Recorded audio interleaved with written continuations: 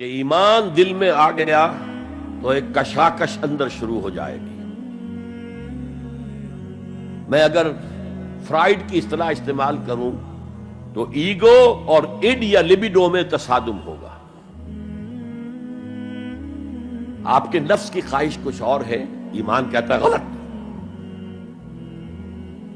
کشاکش ہوگی کہ نہیں؟ یہ اندرونی جہاد ہے اپنے نفس کے خلاف۔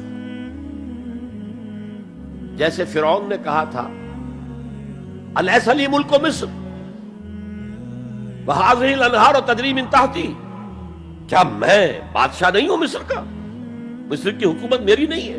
اور کیا یہ ساری نہریں جو ہے میرے نظام کے تحت نہیں چل رہی؟ اسی طرح برا نہ مانیے، ہمارا نفس کہتا ہے یہ جسم میرا ہے، میری ملکیت ہے، اٹس مائی ڈومین، میری خواہش پوری کرنی ہوگی۔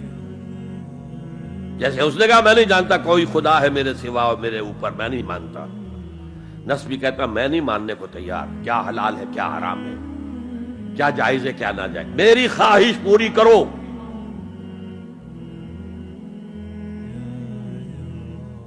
اس کے خلاف جہاد،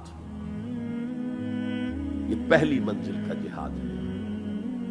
اور آپ کو معلوم ہے 3 منزلہ عمارت ہے، تو بلند ترین تو ہے تیسری منزل، اہم ترین ہے پہلی منزل۔ پہلی منزل بنے گی تو دوسری بنے گی، دوسری ہوگی تو تیسری بنے گی نا۔ پہلی منزل یہ ہے اور اہم ترین یہ ہے۔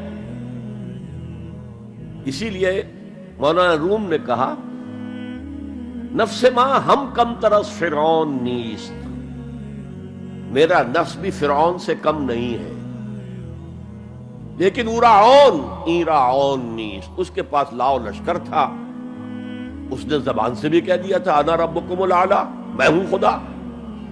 میرا نفس بیچارہ اس کے پاس کوئی لاؤ لشکر نہیں، زبان سے تو یہ کچھ نہیں کہتا، اندر یہی کہتا میں بادشاہ ہوں اس وجود کا، میری مرضی پوری۔ اسٹرگل اگینسٹ دس بیسر سیلف، ایک سیلف ہے اونچی سیلف، خودی، انا، ایگو، اور ایک ہے یہ بیسر سیلف، یمانی جبلتیں جو اندھی بہری ہیں، جو حلال اور حرام سے انہیں کوئی غرض نہیں ہے، ان کے خلاف جہاد کرنا۔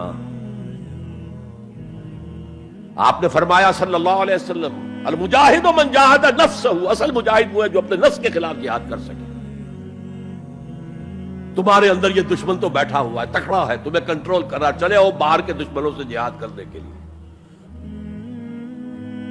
تم نے ٹانگے کو گھوڑے کے آگے باندھ دیا۔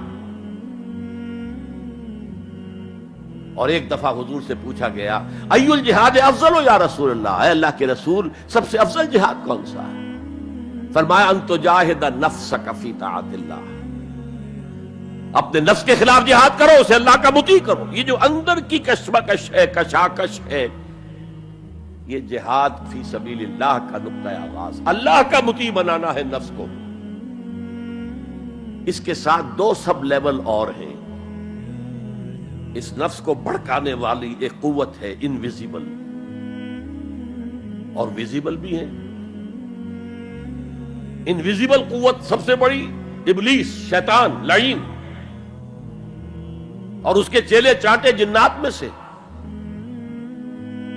اور ویزیبل میں انسانوں میں جو اس کے ایجنٹ ہیں، جو فحاشی کو کلچر کا نام دے، یہ اس ابلیس کے چیلے ہیں۔